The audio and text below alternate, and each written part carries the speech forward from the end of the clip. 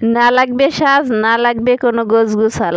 2-3টা উপকরণ ঘরে থাকলেই বানিয়ে নিতে পারেন এই রকম নরম তুলতুলে ভাপা পিঠা। বৃষ্টির সিজনে ভাপা পিঠা খেতে কিন্তু দারুণ লাগে। শীতের সিজনে তো অন্যরকম মজা, বৃষ্টির সিজনে খেতেও কিন্তু মন্দ লাগে না।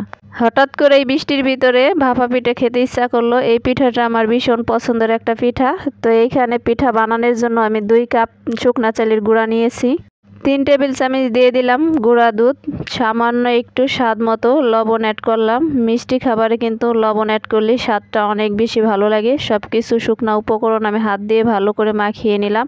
এখন অল্প অল্প পানি দিয়ে ভালো করে ভাপা পিঠার গুঁড়িটা রেডি করে নেব। এইখানে যেহেতু আমি শুকনা চালের গুঁড়া নিয়েছি, এই জন্য হাফ কাপের একটু বেশি পানি লেগেছে। ভিজা চালের গুঁড়া হলে একটু কম লাগতো পানি। এখন একটা চালনির সাহায্যে ভালো করে গুঁড়িগুলো চেলে নেব আমি। এইভাবে গুঁড়িটা সুন্দর করে চেলে নিলে পিঠাটা কিন্তু অনেক নরম হয়। এখন একটা গুড় নিয়ে নিলাম। গুড়টা আমি ভালো করে টুকরো টুকরো করে কেটে নেব। গুড়টা ফ্রিজে রাখার কারণে শক্ত হয়ে গেছে। ডিপে রাখলে এরকম শক্ত হতো না। নর্মালে রেখেছি দেখে ভিতরটা কেমন যেন একটু সাদাশে সাদাশে হয়ে গেছে। যাই হোক, ফ্লেভারটা কিন্তু একই ছিল, কোনো পরিবর্তন হয় নাই। এইখানে আমি পিঠা বানানোর জন্য সব কিছু নিয়ে নিয়েছি। এইখানে নিয়েছি নারকেল কোড়া, গুড় আর চালের গুঁড়ো। আমার কাছে কোনো পিঠা বানানোর সাজ ঢাকনা কোনো কিছুই নাই। আমার ঘরে যা আছে অটোমেটিক বুদ্ধি করে আমি পিঠা খেতে ইচ্ছা করলে এইভাবে অটোমেটিক বুদ্ধি করে বানিয়ে খেয়ে নেই। পিঠার উপকরণগুলো ঠিক থাকলে আমার মনে হয় ডিজাইন নিয়ে কোনো স্বাদের পরিবর্তন হয় না। এই জন্য আমি এই টিফিন বক্সেই পিঠাটা বানিয়ে নিলাম। আমি 2 লেয়ারে নারকেল আর গুড় দিয়েছি। ভাপা পিঠায় নারকেল আর গুড় ভরপুর থাকতে হবে, তাহলেই কিন্তু ভাপা পিঠাটা খেতে ভীষণ মজা লাগে। একটু একটু নারকেল আর গুড় দিয়ে পিঠা খেতে আমার একদম ভালো লাগে না। আমি 1 পিস গুড় দিয়ে 4টা পিঠা বানাই। এখনও কিন্তু একটা জালি লাগবে, তো সেটাও আমার কাছে নাই। এইখানে আমি একটা নেট ব্যাগ কেটে নিয়েছি 2 টুকরা করে।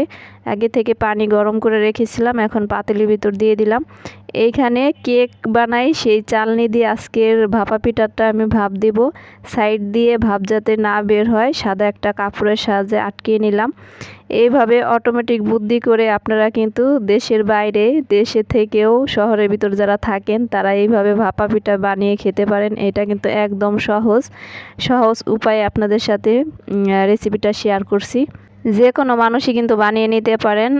10 মিনিট পরে আমি ভাপা পিঠাটা চেক দিলাম, দেখলাম হয়ে গেছে। আমি এখন একটু নামিয়ে নিলাম। এটা নামিয়ে আর একটা পিঠা আমি রেডি করে রেখেছি, ওইটাও আমি ভাপে দিয়ে দিব। বৃষ্টির সিজনে ভাপা পিঠা খেতে কার কার ভালো লাগে অবশ্যই আমার ভিডিও দেখে কমেন্ট করে জানাবেন।